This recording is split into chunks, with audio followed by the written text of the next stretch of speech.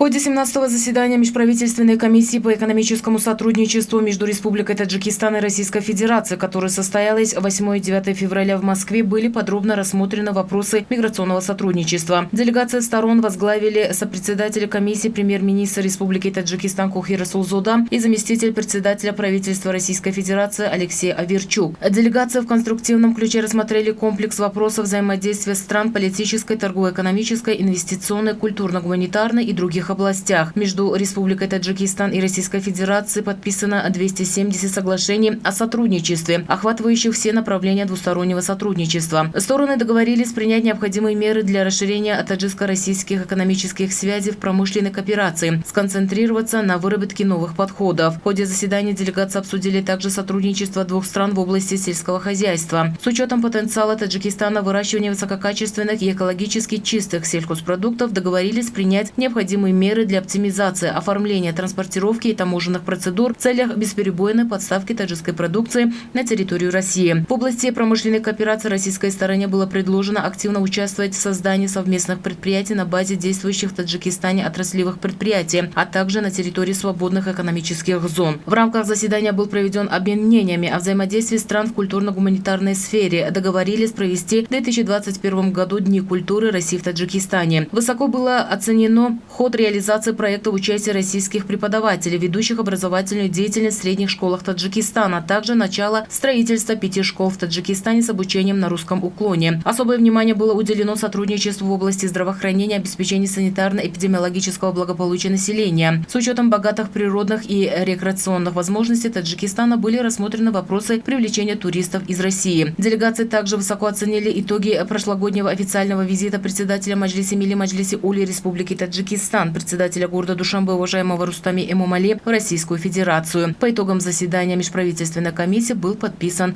протокол.